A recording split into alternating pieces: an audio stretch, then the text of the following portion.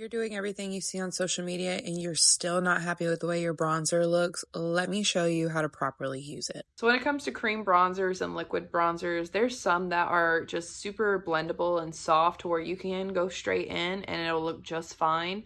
But a lot of products I find on the market typically have a good amount of pigment to them that if you were to go straight in, it's going to be probably a little bold, or it might go a little bit more intense than you wanted.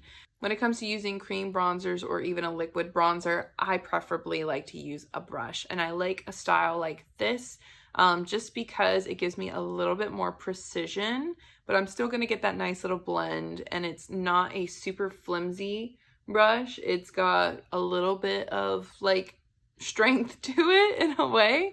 But I like to go in with my product and I will build it into the brush. For my face shape, I am going to keep the bronzer just here.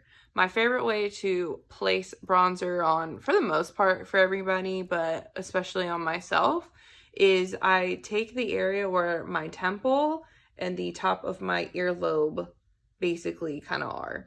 I'll apply it here initially. And the reason why you want to do this is because when you go in with a cream product, the majority of that product on your brush is at the very beginning, right? So you want to start kind of back here where it looks a little, it's more acceptable in a way to like have the most darkness here versus up here. What happens is if you apply your bronzer like here, for example, it's going to create a bit more of a obvious spot that looks a little unblended. Having the most depth here is going to help us because a lot of times people use their bronzer as a actual like way to shape their face like a contour would. Contours are a lot more gray and not necessarily what people are looking for when they say the word contour. They're thinking of something more neutral or warm. So because of that, we want to make sure we're applying something in an area where it does look like it's a shadow, if you will, on your face. So I am applying it here first, and I'm not going to have my blush and my bronzer interact as much, okay? And the reason why I say that is because if you have both of these not almost having their own moment, what happens is it looks muddy, and we don't want that. So going in, I apply it to this area because essentially you can kind of see where my like cheekbone is. It starts honestly down here. And I don't really like to start it down here because I feel like it drags my face down. It doesn't give it as much of a lifted look. So typically if I'm looking for an illusion of a cheekbone that I don't have, I will put the bronzer slash contour, whatever you want to call it, above or right on my cheekbone. And I recommend you to try that too, because typically a lot of people don't realize that this does such a wonder for their face just on placement. So you can see I start here, I tap it, and I bring it a little bit over. And where I like to do this when I'm applying is I essentially stop almost right where my brow is. The reason why I like to stop here is because it gives, again, the blush a moment where people think of like the apple of their cheek. The rosiness is there, and then behind that is the bronzer. Then I kind of bring the color just a little up.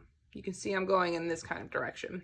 When it comes to the forehead, I strongly suggest you to just go in with a brush and do what I'm doing. The reason I say go in like this is because I can't tell you how many times I've seen people where they swipe their forehead with their bronzer stick and they have this really dark line of bronzer in their in their hairline. Starting in your hairline with this is honestly the best way.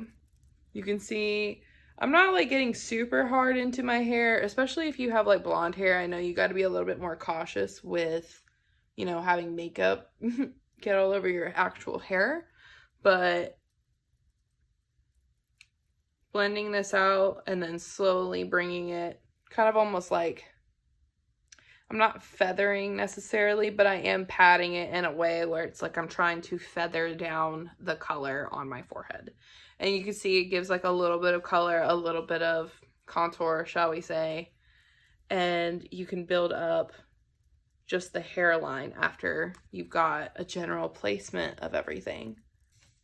And then I literally will just take a little bit of bronzer, and I don't really try to contour my nose, but I just run it across the bridge a little, just so it gives a little color here, so my face doesn't look so washed out in the center. That's how basically everything's kind of looking. You can see it gives a little bit of dimension to my face without it looking overboard or anything like that. If you're more of a bronzy person, I would definitely recommend you to do your blush first like I did, and then go in with your bronzer after, because you can see the bronzer, I feel it's a little bit more like the focal point of the two, you know what I'm saying?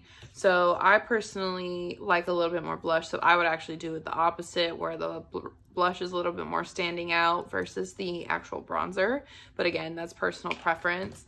And then you can take your sponge or foundation brush, whatever you use to apply your foundation, if you did use foundation, and you can tap over the areas to give it a little bit more of a seamless blend. I typically like to do that on my forehead, just so I don't feel like I have like too weird of a blend, you know what I'm saying?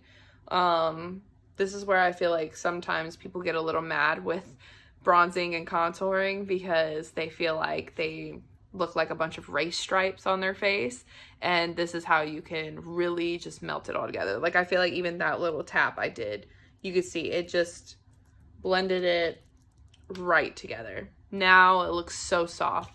So again, I can go over this area and just tap it, and this area, and just look at it. Wow.